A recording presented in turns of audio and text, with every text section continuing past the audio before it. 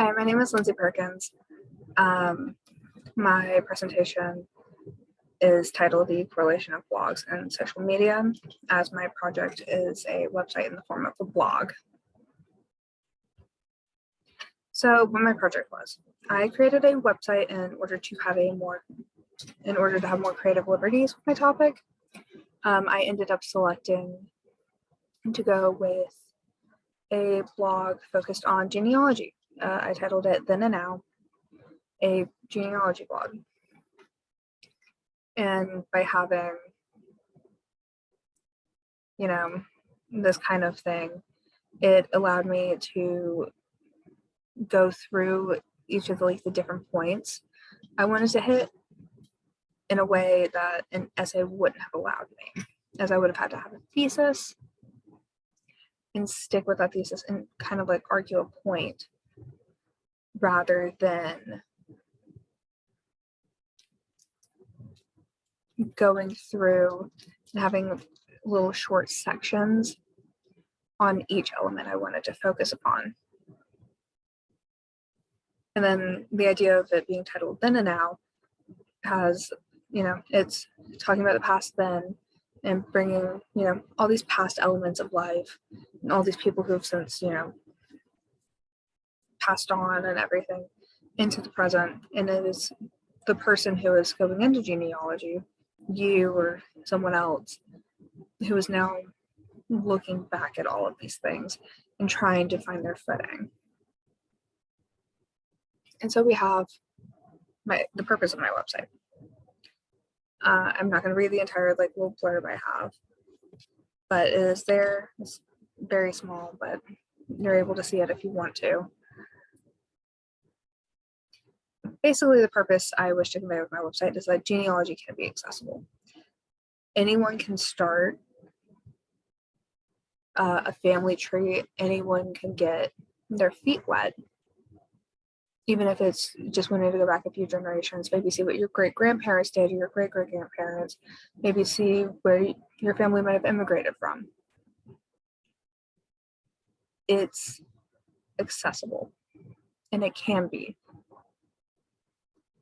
And the way I formed my blog, my website, is around the most common things that someone would come across and not really know what to do about with the process of doing a family tree, with the process of getting into genealogy, and the stuff that I came across myself when I first started with my family tree back in 2019.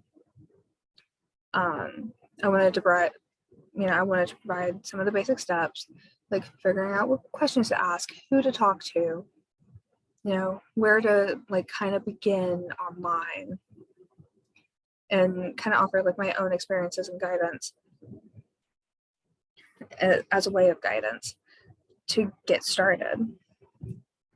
And so the way it connects to media is with how genealogy websites, particularly Ancestry is the most common one, have become increasingly prevalent in recent years. There's 23andMe, there's Ancestry, there's WikiTree, which is not necessarily a family tree website, and then there's My Family Tree, My Genealogy, and I've gone through, I'd say, as many of them as I could that said they were free before settling on using Ancestry myself.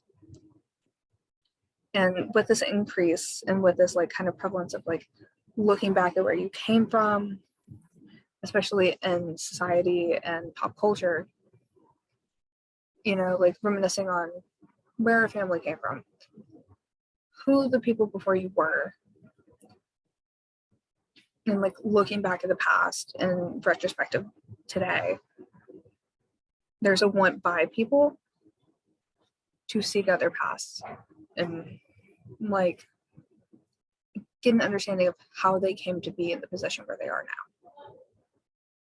And it can be very eye-opening. It was very eye-opening for myself with looking at the two different sides of my family, as one came from England and the other came from native Mexico and Spain. And it was, two very different perspectives that have gone through time and space and traveled to get me to this point of my life. And so the areas of my website, I touch on 4 different aspects of genealogy within the modern era, kind of, that rather than areas of the past where it was like, oh, just go ask grandma and grandpa, like family Bibles and all of that. This is in the digital age, is what I'm talking to with modern era. To getting started, which is asking the right questions, kind of getting an idea of what genealogy is, which lines you want to go down, whether the matriarchal, which is the line of the mother to the mother to the mother, or patriarchal, which is following the last name, which if you're a girl, you know, is going to your dad and then his dad and then his dad and so on and so forth until you hit the end. Kind of like seeing where it's like the last name is spelled different and everything. And then there's different branches off of that until like the different, however many grades it gets out. And then with the right website to use, I go through, you know, different ones I've seen, different ones I've understood. And I mean, I did end up settling with Ancestry as like the main one I recommended, as Ancestry is the easiest one to mess with to get a free trial. Because they don't check your credit card. They check to see if the email is different, not if the numbers are the same. So you can milk a 2-week trial or a 2-week free trial for months. And you know, it's pretty easy, and they have sales all the time too. But it's also the one with the largest access to databases. It is the one that the genealogy shows use to trace celebrities' history back, and it's the one that has the most information accessible. I touched on hitting brick walls. I've hit them in my own family tree. I cannot get past my grandma's granddad. His last name was Ochoa. He came from Chihuahua, Mexico. That's all we have. He was born in the late 1800s. There should be more to him, but we have not been able to find anything. He's my brick wall. And I go through like different reasons as to why you would hit a brick wall and everything, and it ties very much into tracing genealogy of POC in America, because people of color in America,